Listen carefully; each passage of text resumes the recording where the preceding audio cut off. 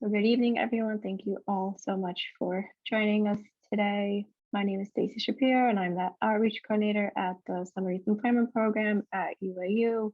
I'm really excited to kick off our panel series for the academic year with our two-part college admissions panel series. This evening is part one. I'm joined by a very wonderful group of admissions representatives from a few local universities and one university that's a little upwards of the New York City area, but very happy to have you either way. So I'll give a chance to all of our representatives to introduce themselves and your roles and the universities and colleges that you're representing. I'm John Carl Ziegler with the College of Staten Island. I am an admissions advisor in addition to working in the Office of Financial Aid. And I also do some work with the athletic department, with statistics and broadcasting. So yes, I'm a pretty busy guy at CSI. Hi, good evening, everybody, and thank you for having me, and I'm happy to join you tonight. Hi, I'm Chastity from City Tech. Our official name is New York City College of Technology. We're a comprehensive 2+2, meaning in addition to liberal arts and sciences, we have professional and technical programs, and we have associates as well as bachelor's degrees. My role is predominantly with recruitment, so I have the wonderful chance to speak with people and meet new students such as yourselves, and in any variety of ways. We'll go out to community centers, community colleges, high schools. I've been to churches and different companies like construction companies and healthcare agencies. So we get all out there and do that. And I also work with our admissions office with regard to applications. So processing those applications you put in online. Once we return to in person, we do something called direct transfer and direct admit, where students finish their applications in person if they haven't already done that, or they would just apply in person. And we would tell them that in there whether or not they're accepted. So we're looking forward to that returning in some way next semester. And I also do some marketing. So we work on advertisements and ad placements. So that's what I do at City Tech. Good afternoon, Anika Dorsey, Good Assistant Director of Admissions at St. John's. Like Stacey mentioned, I do work primarily on the Staten Island campus, but represent the entire university as a whole, and just looking forward to answering any questions that you all may have tonight. Hi, everyone. My name is Joyce Wong. I'm from Binghamton University. I'm a regionally based admissions counselor in New York City, primarily working with students in the Brooklyn, Queens, and Staten Island areas, but I also do work with all of New York City students as well. Excited to be here today. Binghamton is a 3 to 3.5 hour drive northwest of the city. And so we're in central New York, just to give you a little context of where we're located, not quite in New York City. Great, thank you all again so much for joining us. So I'd like to ask all of our panelists to briefly describe the college application / admissions process at your respective universities / colleges, and we'll begin with Joyce. I'll talk a little bit about the SUNY system. And so SUNY is a network of campuses, 64 campuses across New York. And so Binghamton University, we are only one of the 64 campuses in the SUNY network. It's a big public network, and schools, there are definitely different schools, both 2 years and 4-year institutions. Binghamton University, we are a 4-year institution, and we are a university research center. And so we actually have, undergraduate, master's, and PhD programs at Binghamton University. Now, the application process for the undergraduate level, we do have an early action deadline, and we have a regular decision deadline. Early action deadline for this year has passed already. And so for this year, we're only looking into regular decision. But if you are a junior considering application next year, that is something you can consider. For our application process, we conduct a holistic review on all of our candidates. We look at your academic performance and obviously academic strengths, given the rigor of Binghamton University. Our mid 50% GPA was between a 93 and a 98. So looking for high academic performance. We're also looking for a letter of recommendation, a personal essay, and as of this year, we are test optional. Next year is going to maybe be a different story depending on SUNY's call on test optional procedures. So applying to Cuny is relatively easy. It takes about 25 minutes to file the application, no paper involved, it's all online. You can select up to 6 Cuny colleges for your $65 freshman application fee, and many New York City public high school students qualify for a fee waiver, so inquire with your college office. It might not even cost you the application fee. So we'd like you to make sure that you list your OSIS number, and that way we can pull your transcript and complete your application. We can pull it from the DOE database. We recommend that you file, if you file by the end of this month, you will be in the very first group of students that we accept at the end of January, and you'll get your letter by the first week of February. The FAFSA application for the 22-23 academic year did go live about a month ago. We often tell the students to be careful when filing because it is possible to complete 2 FAFSAs because 21-22 is on there now. That's for the year we're currently in, including the spring that's rapidly approaching. And the one for next year, if you're beginning in the fall, that's going to be for the 22-23 academic year. If anyone was wondering, our school code is 002698. I have that ingrained in my brain. And the FAFSA application definitely encourage students to fill it out, even if they think that they're not going to get something. It's imperative to fill it out in addition to the TAP application. Why is it important to have a FAFSA on file? Well, if you're not going to be receiving a Pell Grant, you could possibly want to take out a student loan. And to take out a student loan, you have to have a FAFSA on file. We encourage the students to do it the sooner the better. And typically when a student completes the FAFSA, right around this time, we will have it in Cuny first, probably readily available to go over with a student around January or February. So the FAFSA is important, so the TAP application, so we can see if you're eligible for any type of grants. And we also let the students know to keep an eye out on the HESC.ny.gov website for the Excelsior Scholarship. It's a relatively new scholarship that came out around, I want to say 2017, 2018. This year, families making under $125,000. We encourage the students to complete that application. Yes. So just to build on what they've already said with regard to applying to Cuny, yes, the application is fairly easy as long as you have everything that you're supposed to have. It's a fairly easy application, and for freshmen, you get to choose 6 choices for programs. I wouldn't say schools because you could apply to 3 different programs in the same school. So 6 different programs. For the transfer application, it's 4 different programs. Your same fee. But with regard to applying to a City Tech program, because we do have associate and bachelor's degrees, if you're interested in a bachelor's degree and you're coming from high school, you're going to need a 75 average or better. If you are coming from from colleges, then you're going to need a cumulative GPA of 2.0 or better. So for right now, we're just going to look at the freshmen. But I do believe your population is kind of both, right? You kind of have, you could have students that are coming with some college credits as well. So if you do have that, then there's a couple of things. One, like I said, if you're applying and you have less than a 75 and you're applying for the bachelor's program, we don't automatically just say, okay, no, you're not coming in. We will check and see if there is an associate program that is a fair match with the program you're applying to. Sometimes you might be applying to maybe construction management, and there's the associate and the bachelor's component. Maybe you don't get into the bachelor's, construction engineering, but you do get into construction management with the academics that you have.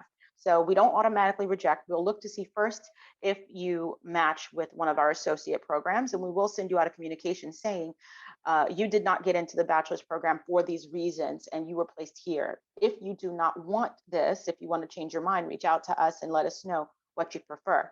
Sometimes there isn't a match, and we might put the student in liberal arts and science, or we'll reach out to them and say, look, we really don't have an equivalent for the associate program. Is there something else that was your second option? Or I noticed on your application you applied to a different school for this program. We have something similar. Is this something you're interested in?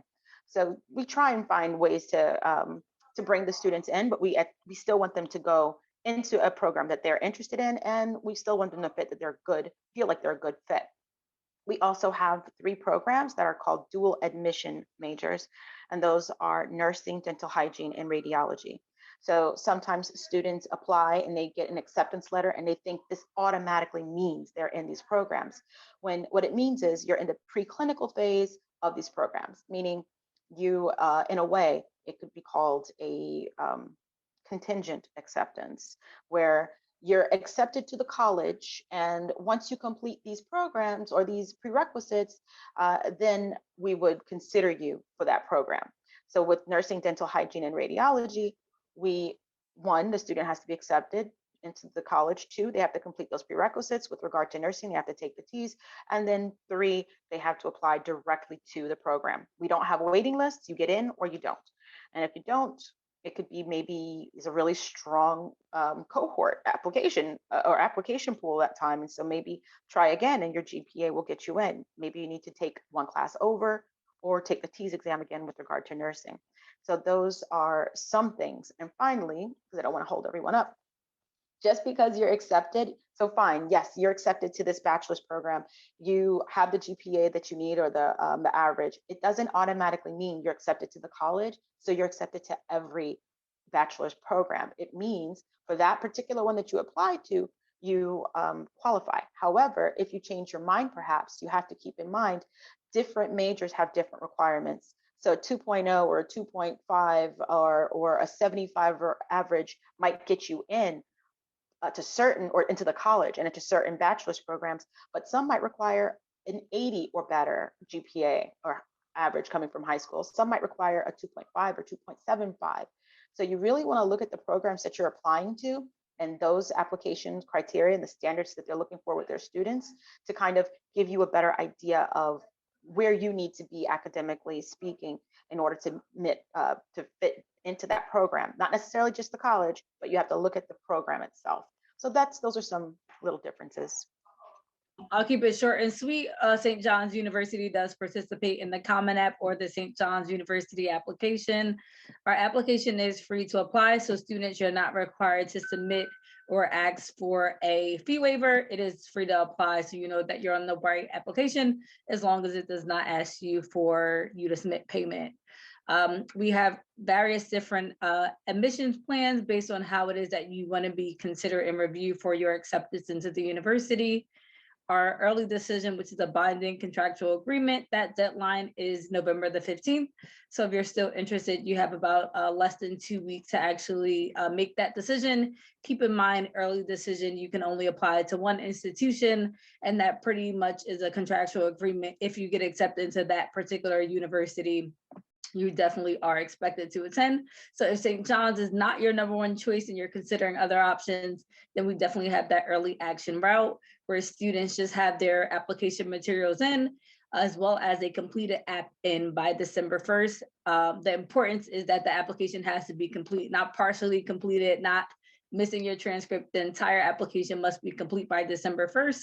And I typically will have a decision back to you before Christmas. I typically don't like to work during our Christmas break, so I try to get those decisions out as early as possible. The latest would be January the 15th. After submitting your application via the Common App or St. John's University application, we do have a student portal where students can pretty much monitor their progression throughout our application process and funnel. And then in addition to that, we will look at your financial aid. So if you haven't already done so, your financial aid application should probably be your next priority right after submitting your application. You are allowed to add up to 10 schools. So that's a great opportunity to include St. John's as well if you're considering us. And then students will receive their financial aid package last week of January to as early as the first week in February.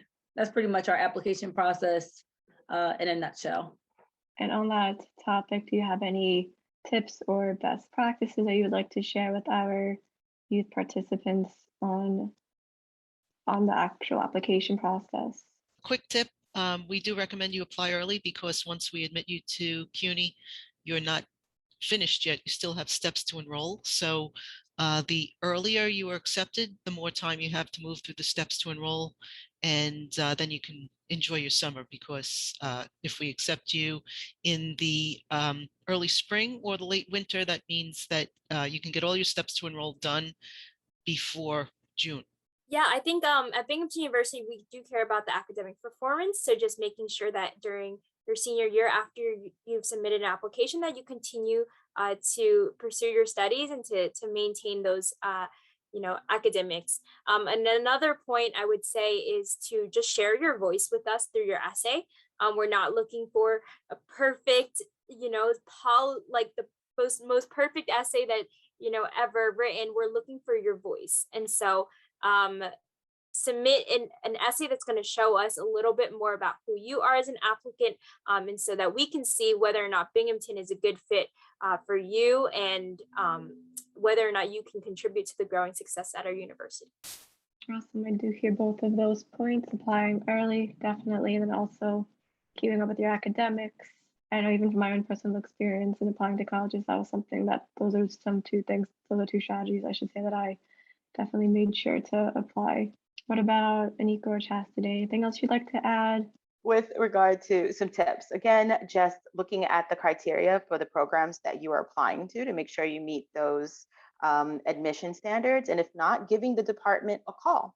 It's fine to call the department and say, hey, I would like to know, would you consider me a suitable candidate for your major? What can I do to strengthen that application? Or if maybe you're looking for a 2.75, but I have a 2.7, would you consider me, and how would that look? What would I need to do in addition to? How could I make myself a stronger candidate? Those things are completely fine, and we encourage them. Also, this is more relevant to today, in today's age, I should say. Pay attention to the format of your classes. There's been so many different times that when you're actually, now we're talking about past the admissions process, we're talking about the registration process. You want to make sure that when you are registering for a class, you're looking at the format. Is it hybrid? Is it in person? Is it something that's fully online? And when you're filling out those applications, you want to actually check and see, okay, so what's the plan for the school for the next semester? Are they going to be 50-50 online, in person, hybrid, or is this leaning still towards more online or more in person? And you have to make the decision about, if I decide to go with this school and knowing that it's more of my classes are going to be online, is that something that I'm going to be okay with, or should I postpone? Or let me call the department and find out, are they going to be offering in-person classes if that's the way that I learn better? So those are like little things that you might want to look into. And again, when you decide, okay, I'm going to go there and I'm going to temporarily move to Texas because all my classes are going to be online, I don't know if they're going to stay online. So you don't want to enroll at a school that you're not going to be able to travel to later, if that's what your intention is, simply because now with circumstances, it's remote. So those are little things that I've noticed that students might not have considered before, that I think, at least for the immediate future, you need to kind of consider. Right, yeah, very true point. That's not something that really was popular or something that you needed to think about when you were applying to colleges a few years ago. But now with our current situation, we do need to make sure if that you are choosing the types of classes, whether they're in person, if they're hybrid, or if they're virtual, that will fit you for the entire course of your college career, however long that may be. So yeah, thank you for flagging that. I would guess I would probably say just make sure you stay up to date with communications and emails. If you haven't already done so, maybe consider making or creating a professional email account. You'll be surprised how many unprofessional email addresses come up on my screen. And then we then proceed to read your application. So yeah, definitely have a professional email account. And then like Chastity mentioned, if you're considering a school like St. John's, we are 100% in person, no online option. So if you're not necessarily looking to that progressive like new normal, then we may not be the best fit for you. So definitely considering what type of learning options the institution is offering and how forward they are moving as this pandemic continues is definitely something that you should strongly consider. And then if a particular school tracks demonstrated interest, definitely make sure that you're engaging with your admissions counselor coming on campus and kind of things of that nature. Very true. I'd also like to add from the many advice that I've heard is also in relation to emails, make sure you are checking your spam. Sometimes emails and communications end up going into your junk or spam folder, so make sure you're checking those periodically as well. Thank you all for those wonderful pieces of advice. And we kind of did touch upon this already a little bit with what Chastity was mentioning about whether your classes are going to be virtual, hybrid, or in person. So I'd like to talk a little bit more about COVID considerations and to start us off, sort of discuss how your universities are reacting and addressing and responding to the COVID pandemic as it is currently.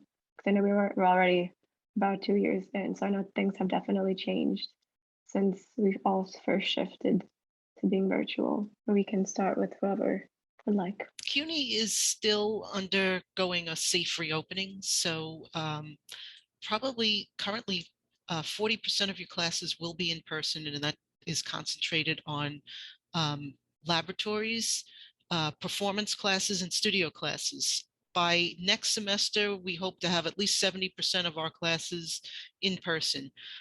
Do offer in-person events on CSI's campus, so you can take a tour of campus every Wednesday at 3. And we hope to be back to normal by next fall. So by the time you're all freshmen, all the prospective students with us, we hope to have a back to normal in-person experience for you. Right now, and probably the online options are going to be permanent. So students will still be able to take online classes if they wish. It is convenient for students who have a long commute. CSI doesn't have the easiest commute, so that will remain an option for you. So yes, with City Tech, as part of Cuny, we have something called Cleared For. It's an app that you actually have to use to get admittance to the campus. So you just can't walk in. It's not like before where you would walk in, you would show your ID, or we did have a previous app that we were using called Everbridge. So Cuny's moved away from Everbridge. We're now with Cleared For. So you have to, if you're faculty or staff, you have to use this app to gain access to the campus. It's on your phone. You have to click on that, and you have to show the public safety officers that. Same thing for students. They have to have that as well.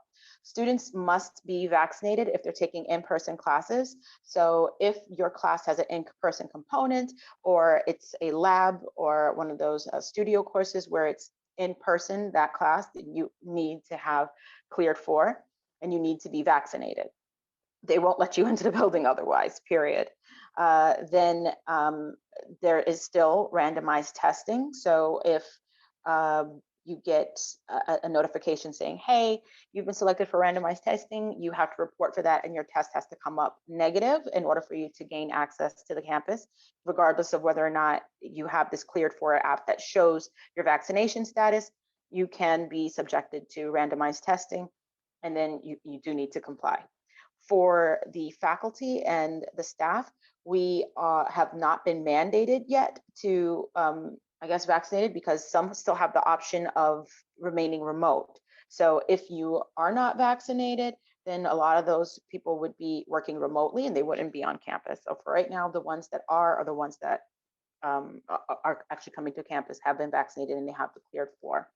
Now, with regard to guests, even guests, you have to do this, and you need at least 2 days clearance to get on campus. So we're very, very strict about the safety.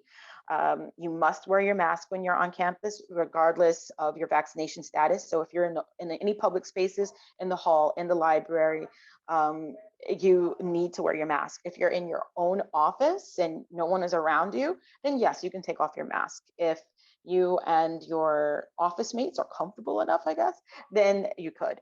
But if you are in a classroom, everyone must wear their masks regardless of vaccination status, and everyone must socially distance. So regardless of vaccination status, we're still making sure we go at couple of extra steps to ensure everyone's health and safety. And we do have PPE on campus. So in every office and in all the classrooms, we have additional masks, hand sanitizer, and wipes to wipe things down, because you might be using a computer and then another student has to use the same computer. So we have spray and we have wipes and we have all of those lovely things, and even gloves if someone feels more comfortable with the gloves. So we're and trying to be very, very strict about that, and having partitions up for certain offices. All of that is still in place. And as far as the, I believe we were mentioning before, it was mentioned before about test optional.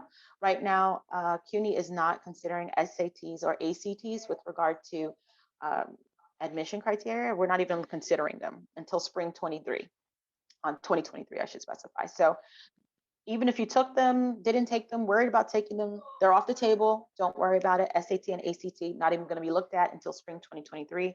If you took the Regents, we'll look at it, but we're not pressing. It's not one of those things where when we say test optional, we're speaking specifically about Regents. The SAT and the ACT, not even looking at until spring 23. So those are some things that we're thinking about. Now, as far as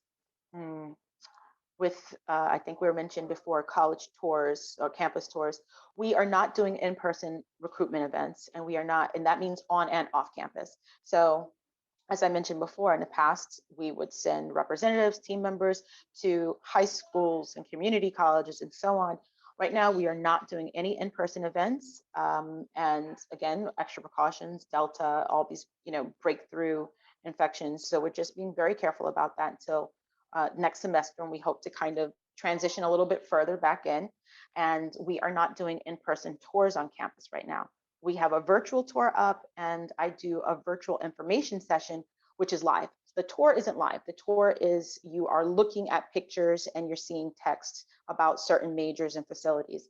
The virtual information session, I give a presentation and I'm speaking live like we're doing now. So if you have questions, then I'll answer those questions. But we're not face-to-face in person. It's a very virtual setting, and that's going to continue. And right now, as far as the percentage on campus, City Tech actually has one of the lower percentages with in-person, fully in-person coursework. So it's about 30% of our classes are in person. And next semester, we weren't really looking at 70. It was more along the lines of a full 50 to 60%. So we're taking it a little bit slower.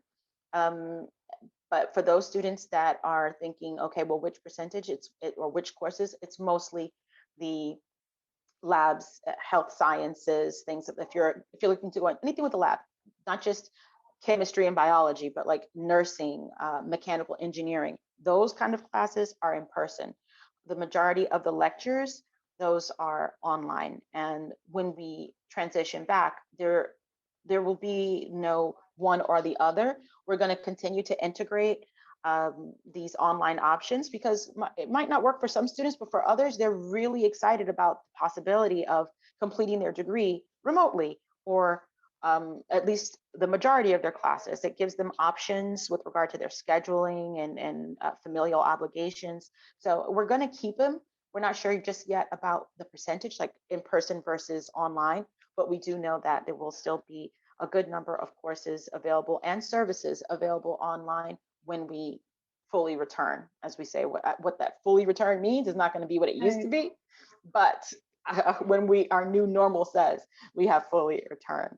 So those are the changes that I can think of right now, considering COVID-19, like where we are now. So we did require that all of our students initially were fully vaccinated by August of this year so that they were able to move into residential housing if they needed that.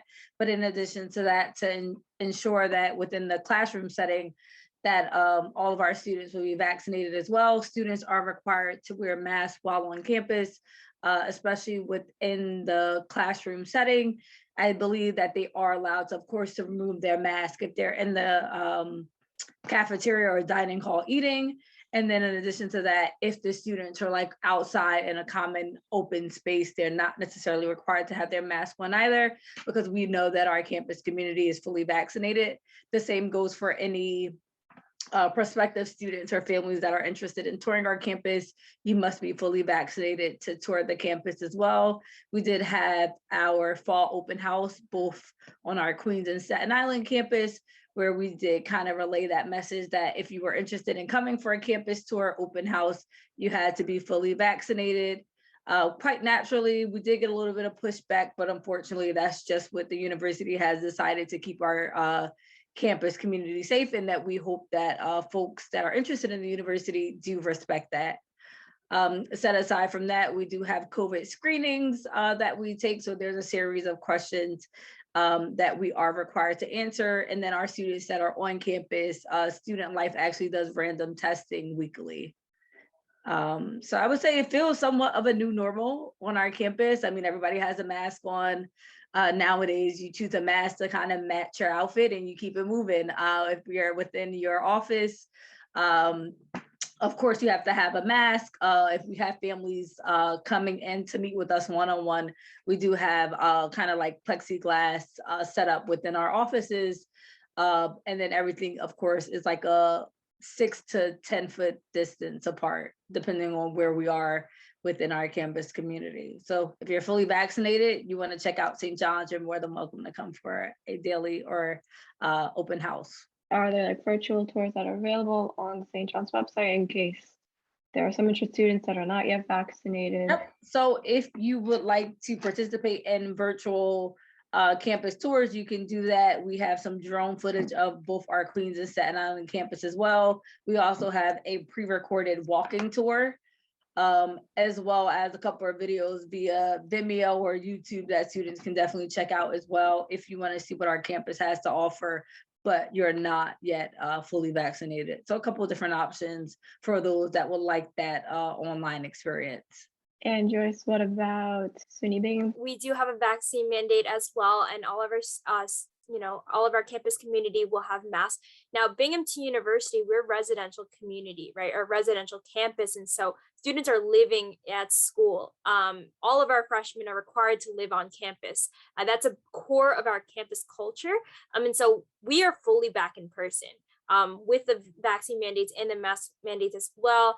But we haven't really skipped a beat. We have surveillance testing across campus.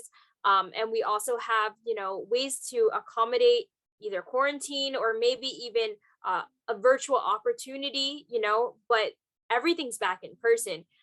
We've maybe kept some of the virtual opportunities that have come because of COVID, like maybe having more access to certain offices on campus. But for the most part, everything's kind of gone back to normal. And I spoke to a current student a few weeks ago, and I asked the student who was a senior now, so they knew the campus before COVID and now knows it after, and they said it's pretty much back to normal, just with a few masks over people's faces. And so that's pretty much how Binghamton has handled it. And at the onset of the pandemic, we were very quick to move things online, and so we've kept those mechanisms there, but we haven't necessarily changed any part of our campus culture.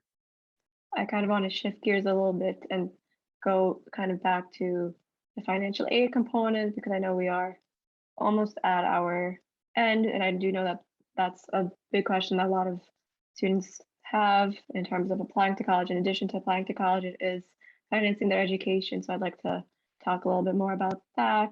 Binghamton University, we do need and merit-based, right? And so really looking at need first. When it comes to financial aid, fill out all of your financial aid forms. As John Carl said earlier, fill it all out early on. And so that's the same thing for SUNY, right? Fill out your financial aid forms. We'll consider you for whatever you do qualify for. And I guess for percentage wise, 75% of our students do qualify for some type of aid, including scholarships, grants, and all of those loans as well. And so that's kind of all encompassed in there.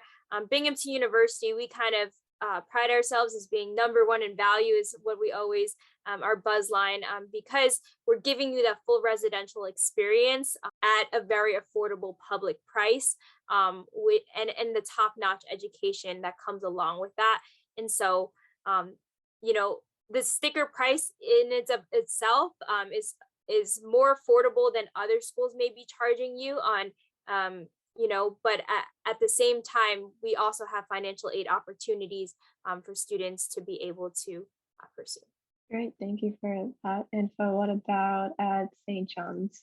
Yep, so 98% of all of our students receive some type of financial aid. The average package is around 50% discount. The way it works at St. John's, we are a private institution, so everyone pays the same cost to attend. So whether you're coming from New York, you're coming from California, everyone starts at that same sticker price, but then that out-of-pocket expense will differ based on a student's academic profile, as well as the information provided via the FAFSA. Excuse me, all of our students that are accepted will receive a merit scholarship. So merit scholarship is free money that you're not required to pay back to the university, and that is renewable for all 4 years. And then secondary will be your financial aid application, in addition to your actual package from St. John's. And then we have supplemental scholarships. So a couple of different ways to receive additional funds to ensure that St. John's is an affordable option for you. So just to kind of summarize it, your biggest bulk of financial aid will come from merit scholarship. Every student that is accepted will receive a merit scholarship. After that will be your financial aid. And then lastly, any additional supplemental applications that you may apply and receive will just be additional funds to kind of finance your education. And then we have some incentives for students whose parents are alum, service workers, or if students are graduating from a Catholic high school and or identify as Catholic. So a lot of cool ways to definitely make St. John's an affordable option. With City Tech, we also, again, it's grants, scholarships, work study loans. Over 85% of our students receive some form of need-based federal aid. Over 70% of our students and CUNY students in general graduate debt-free because CUNY is known for its affordable tuition. Even with the affordable tuition where it is, some of our students, because CUNY, and I know for City Tech, a lot of our students are coming from either first generation college students or they are coming from working class families. So, or just middle class by a couple of paychecks. So for them, they're working sometimes to help pay that tuition. It's, even though it's affordable, it's not always easy for them. So programs with scholarship programs, the grants, of course, those things are always something that we encourage them to look at first. With work study, we have that as well. Even though things are happening, interestingly, you know, with COVID right now, we do still have work study. It's more a matter of what those job descriptions have somewhat changed, whether or not you're going to be required to be on campus, whether or not it's going to be a remote job situation, what those new job descriptions are. And some offices might not be hiring work studies the way they would have if we were in person. So those are some changes that have been affected since COVID. And we have different programs that are pretty amazing. We have, I think everyone has this. I'm not sure, I can't say everyone, but there's a STEM program that I've always talked about that I think is very, very cool. And since I don't know it by heart, I'm trying to bring it up on my computer right now. But it's the STEM incentive program where tuition, you get a scholarship at CUNY, you just have to meet certain eligibility criteria, like graduating within your top 10 percentile of your high school class, need to be studying in a STEM field, maintain a 2.5 GPA, and agree to go into 5 years of service contract to work in New York State in a STEM field. So these are some scholarships that, you know, a lot of the time with scholarships or different programs, you're like, wait, do I fit this? Do I meet this criteria? There's SEEK for students that are incoming freshmen. You can look at that, and that will go with you all the way through to your bachelor's and sometimes beyond into a couple of master's programs. There's C-STEP for transfer students. There's ASAP for people trying to get their associate degree. And then there's the STEM. So there's so many different options with regard to financing our education. But one thing, I don't know if we're talking about tips, and I want to talk fast, but one thing is, students always seem to take that awarded amount as a given. When you come in as a freshman, if you're coming in or whatever, your first semester, whether you're a freshman or a transfer, those are predicted award amounts. If you don't do well you will not get that money. If you don't have at least that 2.0 at the end of that academic year, you might find out you owe the school money. And a lot of the time students are hit with this bill and they're wondering, wait a minute, what about my financial aid? You've got to read it a little better. It says you need to maintain a 2.0. So if you have a 1.8, if you have a 1.9, you might not get your financial aid award, or you might have to take some additional steps to say, look, I'm taking these steps to improve my GPA. Otherwise, you're going to get hit with a bill that, if you're coming from certain backgrounds, you might not be able to pay. So the next year you might not be in class because you didn't do so well because you weren't really aware. And so when you're making that transition into a new school or just from high school to college, you want to make sure that you understand financial aid is not guaranteed. Those are your predicted award amounts based on these different criteria. So you want to make sure you at least have that 2.0 to stay in the college, regardless of what your major requirements are. In order to get that financial aid, you need the 2.0. Otherwise, you might end up with a bill you're not able or prepared to pay. Thank you so much. That's a really great point. And like you mentioned, I don't think a lot of people know about that or really consider that when they are looking at like their anticipated aid. So I do thank you again for walking us through that, for pointing that out. And I know we were talking about this before this panel started, John Carl, but would you like to share on the College of Staten Island a little bit about your financial aid in general? So roughly over 70% of our students will receive something, whether that's a combination of Pell, TAP, merit scholarships, work study. I actually did a deep dive this afternoon. Roughly 11% of our students have taken out loans for the 21-22 academic year. That's up to date, and that number equates to about 1,270, give or take. Just to piggyback off what Chastity said, we often tell students to be very cognizant of what's going on. Just because you have a predicted award doesn't mean it's going to be happening this semester, next semester. If they fall below that 2.0 threshold, they go on academic probation and would have to have their financial aid reinstated in the form of a successful Title IV appeal. And we do have the Title IV appeals, and we also have the TAP appeals as well. And a lot of students, I think, when they see that there's potential for them to receive approximately $6,600 in aid per semester, you multiply that by 2, and that's a very large number for the given year. As a matter of fact, it probably would equate to a Pell Award roughly $3,200 and a TAP Award around $3,400. And our tuition is roughly between $3,700 and $3,800. So students can get upwards of a $2,800 refund per semester. But it all goes back to what Chastity said. If you want to be eligible for that, and there are different criteria, of course, the income of the household, and Fafsa determines the award based on the income of the household and the size of the household. When students get those awards, it's not guaranteed to be that way throughout the duration of their college career. They have to do well academically. And furthermore, going back to what I said before, even though if a student is not going to be receiving a grant, they can still receive a loan, but they have to make sure they complete the FAFSA application for the correct school year. The feedback that I've gathered from the students is that it is so much easier to do the interactions in person. There's only so much you can do through email and on the telephone.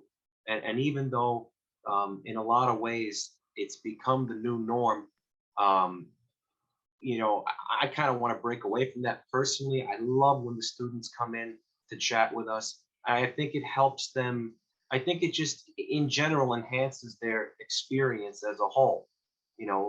When you are actually face to face with someone, it's very beneficial. You can put a face to a name, and the better experiences you have, the more you're going to want to come back and see those familiar faces that have helped you in the past. That's a great way to end us off on a positive note. As you all mentioned, hope things are looking up, as we saw with St. John's and SUNY Bing, and a little bit with CSI. that there are some in-person classes available, and as well with City Tech in terms of more specifically for lab classes, but hopefully we'll have some more in-person classes in the near future, more in-person events and more in-person tours for those universities that are not offering them yet. But again, I'd like to thank all of our wonderful panelists for joining us.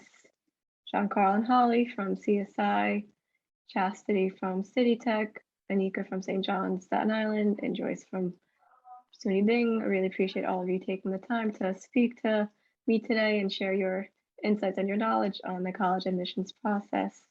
And I hope that all of our participants gained a lot of good tidbits of knowledge.